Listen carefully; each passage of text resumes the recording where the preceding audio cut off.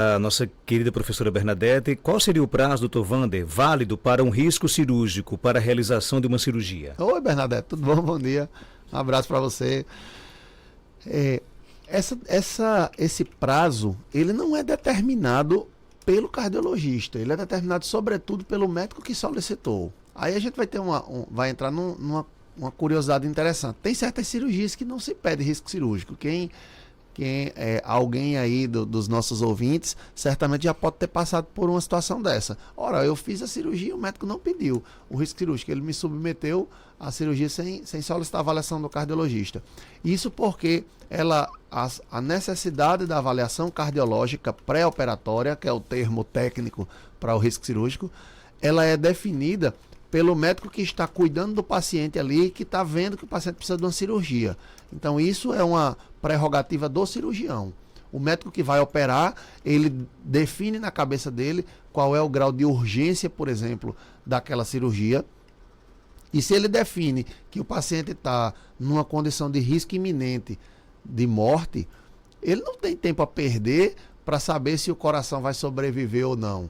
Se o paciente não fizer a cirurgia agora, se ele não for levado para a sala de cirurgia nesse exato momento, o paciente não sobrevive. E não adianta ter um coração bom e o restante do corpo não escapar.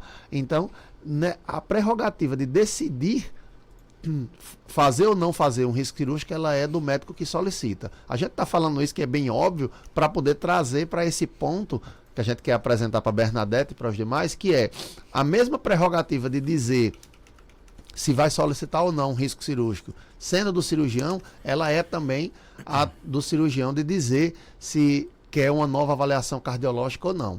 Via de regra, normalmente, o que a gente percebe é que a maioria dos pacientes, para a maioria das cirurgias, e os médicos cirurgiões que solicitam, eles consideram o intervalo válido como aproximadamente 6 meses. Alguns até um pouco mais, 6 meses até 1 ano. Mas isso varia de cirurgião para cirurgião. Na nossa interpretação, na minha interpretação, o tempo de validade seria o tempo que eu solicito uma próxima avaliação do paciente. Então, o paciente que faz acompanhamento comigo, por exemplo, uma vez por ano, se eu estou fazendo um risco cirúrgico para ele, eu imagino que esse risco não vá se modificar em 1 ano, já que eu estou querendo vê-lo só daqui a 12 meses. Então, se eu acho que ele não vai ter nenhum problema cardíaco daqui a 12 meses, eu acredito que ele estaria em condições de se submeter a isso. Mas a gente não adianta a gente dizer esse exame tem uma validade de tanto tempo. Quem define isso é o próprio cirurgião. A maioria deles considera uma faixa por volta de 6 meses. Deixa eu só mandar aqui um forte abraço aqui para o nosso aniversariante desta quinta-feira, o grande João Barros, né, aí da Ciclovendas, né, quero muito bem, um amigo especial, né, está hoje aniversariando, completando seus quantos anos? Será que o João já tem preferência nas agências bancárias? Né? Não, já é novo, já tem 50. Tem 50, talvez menos. O coração deve estar muito bom, né? Recebendo aqui os parabéns de sua esposa, que tanto lhe ama, a Zilma Barros, os filhos, o Esterlânio, que é médico também, isso, né? Inclusive, e a Esterlânia Kiuri, né? E a Zilma lhe mandou um forte abraço aqui, doutor Wander, diz que você é um excelente médico, viu? Eu agradeço, obrigado. É pela amizade, ele diz isso pela amizade, a gente é amigo de muitos anos. Não, mas é verdade também. Mas é amigo de muitos anos e desejo a ele muita saúde e muita sabedoria, muito sucesso, muitas felicidades. Aproveitar aqui o gancho aqui do aniversário de João Barros, pedalar é bom, faz bem pro coração? Ah, com certeza, é um dos esportes que tem um melhor potencial de condicionamento cardiovascular. Aí a gente entra numa área interessante, Marcos. Eu já tive pacientes que vieram fazer, por exemplo, o teste ergométrico para avaliação da capacidade física e me surpreendia. Ou já não me surpreende mais, porque eu já consigo ver a distinção entre uma coisa e outra, né? Entre você fazer um exercício que lhe dê resistência muscular e faça com que você desenvolva hipertrofia, que é aquele exercício de academia, e o exercício que lhe dá condicionamento. Eu via isso muito quando eu comecei a fazer os testes ergométricos, quando cheguei na cidade, 2015, 2016, e isso me surpreendia. Pessoas que diziam, olha, eu faço academia 6 vezes na semana, de segunda a sábado, 1 hora de academia. Eu digo, minha amiga, esse aqui vai quebrar a esteira. Eu brincava dizendo assim, vai quebrar a esteira. E a pessoa não desenvolvia um bom exame. Ela cansava antes de outras pessoas que simplesmente não faziam atividade física, mas tinham uma rotina diária mais ativa, vamos dizer assim. E a partir de então, comecei a tentar investigar, ler e tentar entender o que acontecia. E o exercício físico, na verdade, ele é dividido didaticamente em duas categorias. O exercício resistido ou isométrico, que é aquele, classicamente, o protótipo dele é o exercício de musculação na academia, onde você submete um grupo específico muscular a uma determinada carga. Vou levantar agora só o bíceps, vou trabalhar aqui só o bíceps, vou trabalhar aqui só a parte de pernas. Então, esse exercício é chamado de exercício isométrico. E esse exercício, ele sendo realizado em intervalos, você faz o exercício, que é o que a maioria das pessoas faz em academia, você faz o exercício, uma série de 10 levantamentos de peso, aí descansa 1 minuto, faz outra série, descansa mais 1 minuto, e aí descansa mais 2, 3 minutos e passa para outro exercício. Esse exercício ele dá hipertrofia muscular, mas ele não dá condicionamento, porque ele não eleva de forma sustentada a frequência cardíaca e a pressão arterial. Você só eleva em pequenas doses, só naqueles segundinhos ali que você está levantando o peso, a frequência cardíaca ela sobe um pouquinho, mas ela não sobe o suficiente para treinar o seu coração. Já o outro lado são os exercícios isotônicos, ou popularmente os exercícios aeróbicos, que aí dentre eles a gente pode citar natação, caminhada / corrida, e aí o pedal entraria como um dos exercícios isotônicos. E eles têm um potencial enorme de treinamento cardiovascular, de melhora de condicionamento cardiovascular, porque ele mantém a frequência cardíaca elevada durante um período sustentado, e isso é o que a gente sabe que produz o resultado de fazer com que o paciente tenha um bom treino cardiovascular e, consequentemente, lá na frente, tenha uma boa resistência a determinadas doenças e, inclusive, tenha uma maior quantidade de vida, pelo menos do ponto de vista cardíaco. Vamos ao nosso WhatsApp. Bom dia. Bom dia, Marcos Dantas. Bom dia, o doutor aí. Aí só uma pergunta que eu não para entender uma coisa, porque já senti 2 vezes uma dorzinha fina do lado do coração. Isso pode ser o quê? Algum alerta? Fica assim, uns segundos, não sabe? Uma dorzinha fina e passa, aí pronto. É a segunda vez que eu sinto. Essa pergunta é bem recorrente aqui no Muito, muito. Não só aqui, mas no consultório também.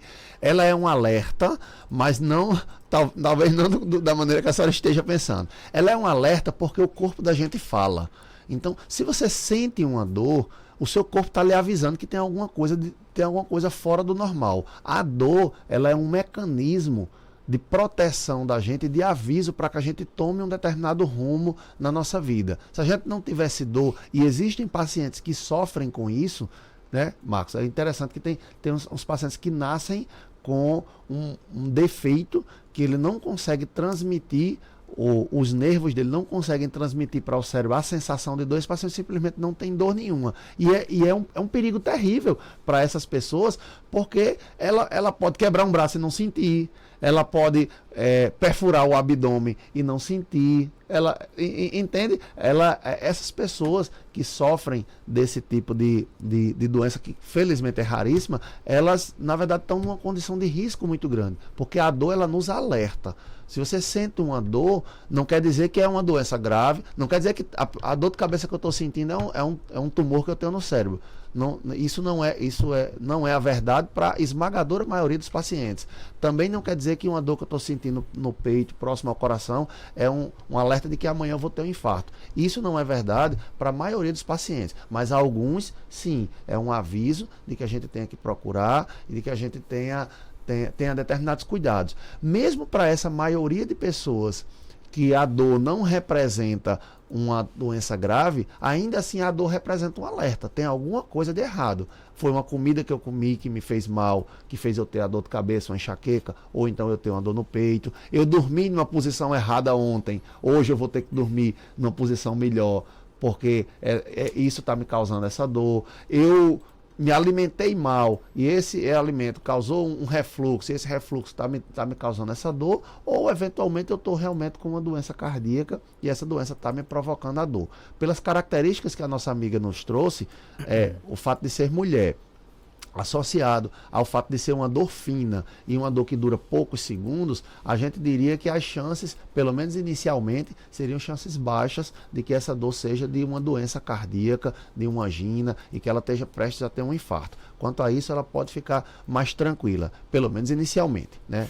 Seria preciso uma entrevista um pouquinho maior, fazer uma avaliação médica para examinar detalhes da história e eventualmente um eletrocardiograma para a gente ter uma segurança um pouco maior. Mas só pela historinha que ela contou aí, a gente já fica um pouco mais tranquilo em relação a essa dor. Mas a dor é um alerta. Se não é uma dor cardíaca, pode ser uma dor de outra coisa e a gente precisa cuidar para que ela não venha e isso não se agrave, não aumente e não se torne um problema na vida dela.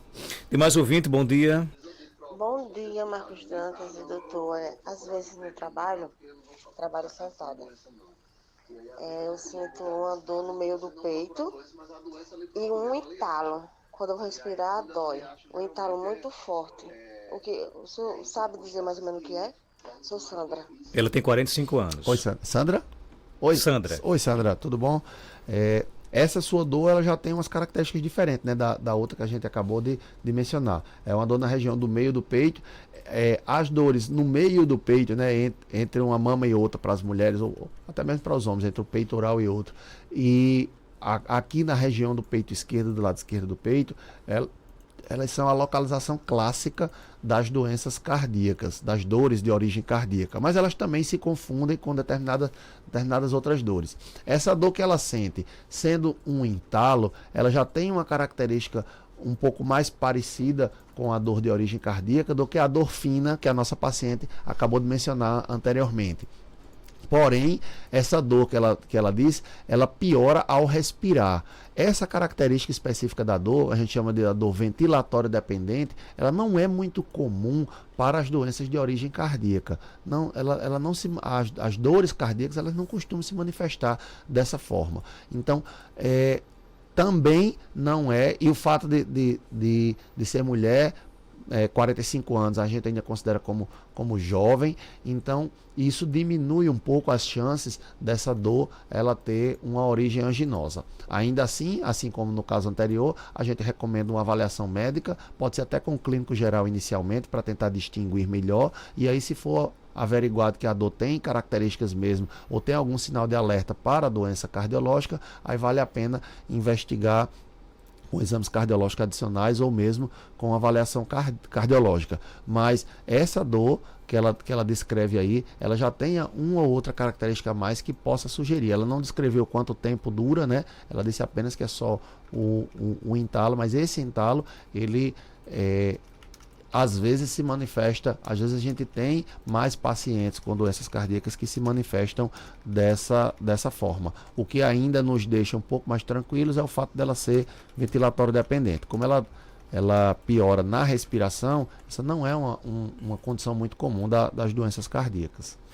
Ok, mandar aqui um forte abraço aqui para a Samara, esposa do nosso amigo Jason, né? Ela disse o seguinte: o Dr. Wanda é um excelente médico, foi quem descobriu o problema do meu esposo. Ele está bem, que bom, né? Graças a Deus. Graças a Deus.